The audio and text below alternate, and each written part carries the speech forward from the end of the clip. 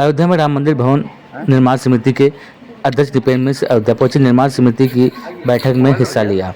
दीपेंद्र मिश्र ने राम मंदिर परिसर में चल रहे निर्माण कार्य की प्रगति की जानकारी दी।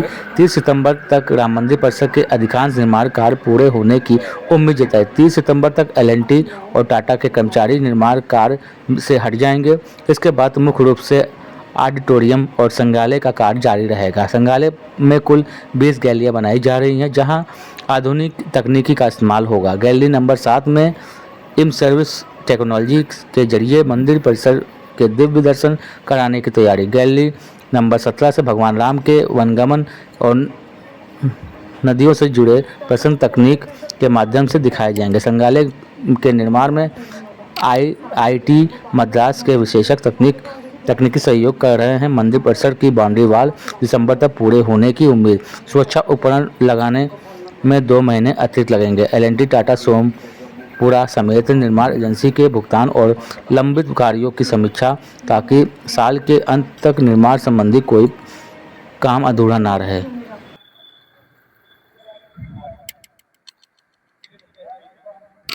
बाबूजी, आप मंदिर में पहुंचे, दर्शन किया, क्या था?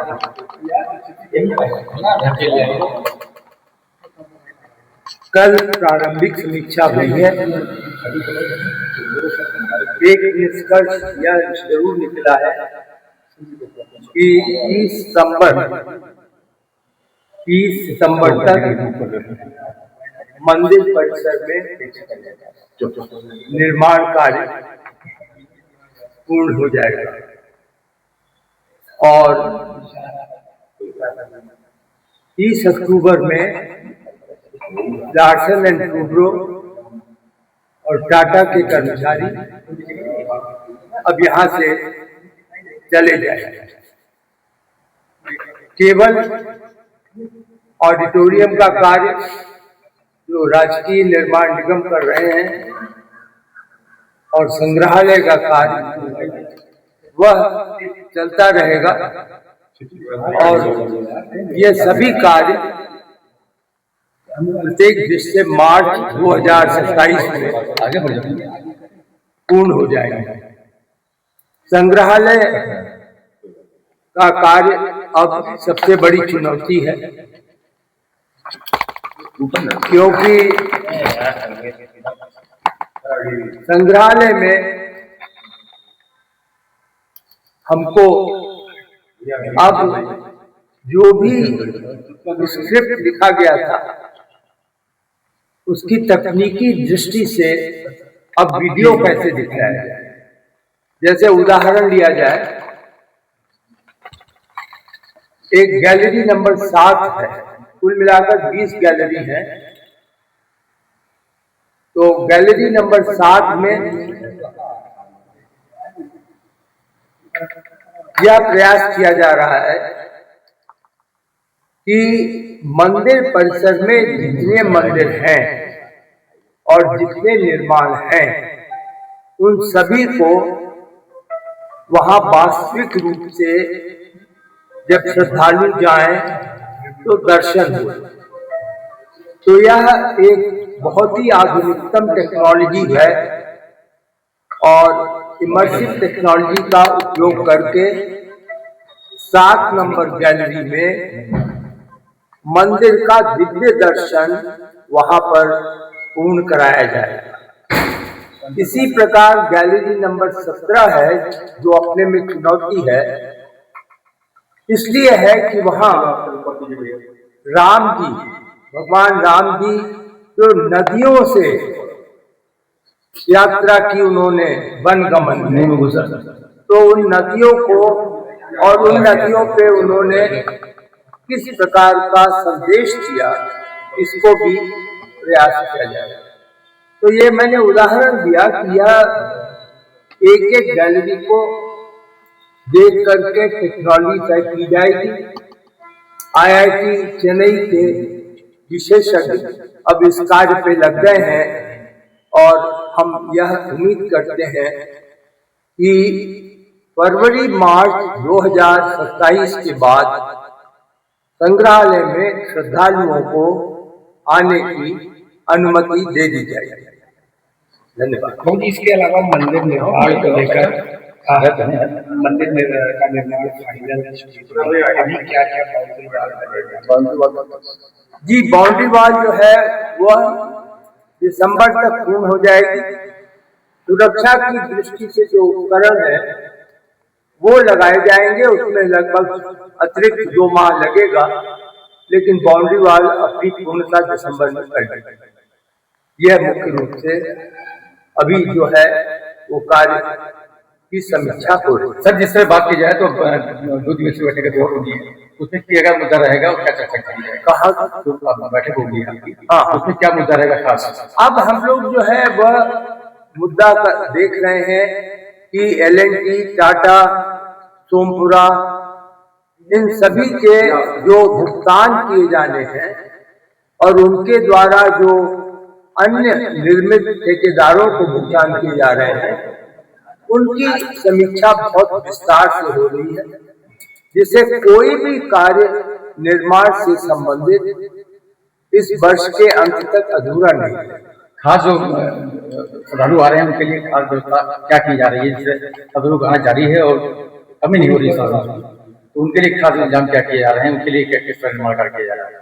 देखिए, जो जहाँ तक दर्शकों को श्रद्धालुओं को आने की बात है और उनकी सुविधाएं हैं, इस पे ट्रस्ट जो है चिंतित होगा, निर्णय लेंगे कि और अतिरिक्त सुविधाएं किस प्रकार की जाए। मुझे तो आप लोगों ने निर्माण का कार्य सौंपा है, वो मैं कर रहा हूँ। ठीक है। अयोध्या जिले की सुरक्षा व्यवस्था पर एक बार फिर से सवाल खड़े हो गए हैं। अयोध्या कचहरी परिसर के न्यायिक अभिरक्षा से एक कैदी पुलिस को चकमा देकर फरार हो गया। फरार कैदी की पहचान दीपक कुमार उर्फ दीपू के रूप में हुई, जो कैंट थाने में दर्ज मामले पर आरोपी है और दर्शन नगर क्षेत्र का रहने वाला बताया जा रहा है। उसे आज ACGM फर्स्ट की अदालत में पेशी के लिए लाया गया था, तभी वह कोर्ट परिसर में कटघरे के पीछे से बाहर निकला। घटना के बाद कचहरी में अफरा तफरी मच गई। मामले पर SP सिटी चक्रपाणी त्रिपाठी ने बताया कि सूचना मिलते ही वरिष्ठ अधिकारी मौके पर पहुंचे। CCTV फुटेज और अन्य स्रोतों की मदद से आरोपी की तलाश की जा रही है। CO के नेतृत्व में विशेष टीम गठित कर संभावित ठिकानों पर दबिश दी जा रही है। वहीं फरार होने के संबंध में अलग से अभियोग पंजीकृत कर वैधिक कार्रवाई की जा रही है। गौरतलब है कि यह पहला मामला नहीं, इससे पहले भी जिला कारागार से 2 कैदी फरार हो चुके हैं, जो अभी तक पुलिस के पकड़ से बाहर हैं।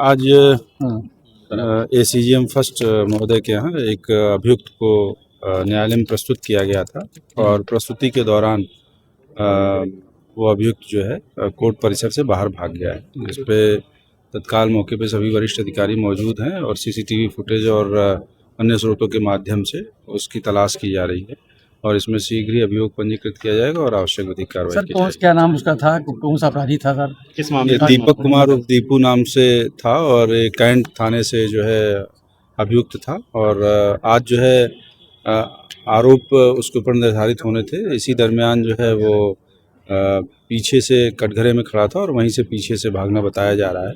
शेष आगे जांच की जा रही है और आवश्यक विधिक कार्रवाई की जाएगी। ये एक अभियोग पंजीकृत था कैंट थाने का, जिसमें जो है आरोपी था और आज जो है आया था और पेशी के दौरान पीछे से जो है वो निकल गया है, ऐसा प्रत्यक्षदर्शियों ने बताया है। आगे उसमें अभियोग पंजीकृत करके विधिक कार्रवाई टीमें भी गठित कर दी गई हैं इसमें। ये इसमें वरिष्ठ पुलिस अधीक्षक महोदय के संज्ञान में है चीज़ें और CO साहब के नेतृत्व में इसमें निरंतर जो है अभियान चला करके उसको पकड़ने का प्रयास किया जा रहा है। सर, इससे पहले भी 2 कैदी सर फरार हो चुके हैं, अभी तक नहीं पकड़े गए। उनमें अभियोग पंजीकृत है और उसमें भी प्रयास चल रहे हैं और शीघ्र ही उसमें भी सफलता है। सर, जो कैदी भागे हैं न्यायिक अपेक्षा से भागे हैं कि अब पुलिस के? नहीं, निश्चित रूप से ये जो है जेल में निरुद्ध थे और आज पेशी के दौरान नीचे करो यार, तो उसी के आधार पर अभियोग पंजीकृत किया। अयोध्या के civil line district press club में आरक्षण बचाओ आरक्षण बढ़ाओ बहुजन आंदोलन की बैठक हुई संपन्न। बैठक में डॉक्टर अविनाश ने सरकार से बहुजन अधिकारों और आरक्षण की सुरक्षा मांग करते हुए 6 सूत्री मांगे रखी। मांगों में आरक्षण विरोधी, नफरत फैलाने वालों पर कार्रवाई, आरक्षण की लिखित गारंटी, जातीय जनगणना, जनसंख्या के आधार पर सरकारी नौकरी, निजी कंपनियों व मीडिया में आरक्षण, एनएफएस व बैकलॉग व्यवस्था खत्म कर अतिरिक्त पदों पर भर्ती, कॉलेजियम सिस्टम खत्म कर न्यायपालिका में आरक्षण, समान काम समान वेतन और निजीकरण खत्म कर स्थायी नियुक्ति की मांग शामिल है। किसी पार्टी का कार्यक्रम नहीं, ये जो है हमारे समाज के लोगों का कार्यक्रम है, हमारे बहुजन समाज के लोगों का कार्यक्रम है। आरक्षण बचाओ आरक्षण बढ़ाओ आंदोलन के तहत हम लोग ये कार्यक्रम कर रहे हैं और इनकी 6 मांगे हैं, जैसा कि आप देख रहे हो 6 मांगे हैं। उन्हीं मांगों के तहत हम लोग ये कार्यक्रम आज भगवान श्री राम की धरती से, बाबा साहब भीमराव अम्बेडकर के आशीर्वाद से आज हम लोगों ने इस आंदोलन की शुरुआत की पहली तैयारी बैठक और प्रेस कॉन्फ्रेंस आज यहाँ किया। देखिए, सबसे पहली मांग तो हमारी ये है, जैसा कि आप जानते हैं कि कुछ संस्था के लोग, कुछ सामाजिक संगठन के लोग जैसे कि करणी सेना, वो जो है आरक्षण को खत्म करने की बात कर रही। तो उसके तहत हम लोग जो है यहाँ पर सभी लोग एकत्रित हुए हैं और ये देशव्यापी आंदोलन है, राष्ट्रव्यापी आंदोलन है।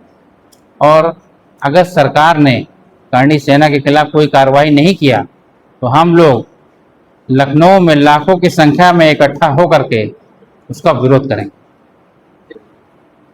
सरकार की तो मंशा है कि आरक्षण खत्म हो जाए, ऐसा कि हम लोग को लग रहा है सरकार की ये मंशा है कि आरक्षण खत्म हो जाए, जबकि आरक्षण खत्म नहीं होगा।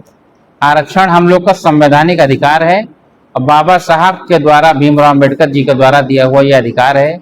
उस अधिकार के लिए हम लोगों को चाहे जो भी करना पड़े, शांतिपूर्ण ढंग से हम लोग आंदोलन करेंगे और सरकार तक अपनी बात को पहुंचाएंगे। देखिए, ये कोई हम लोग का आंदोलन कोई पार्टी का आंदोलन नहीं, ये कोई राजनीतिक आंदोलन नहीं, ये सामाजिक आंदोलन है, सामाजिक आंदोलन है। और इस आंदोलन का मुख्य मुद्दा है आरक्षण।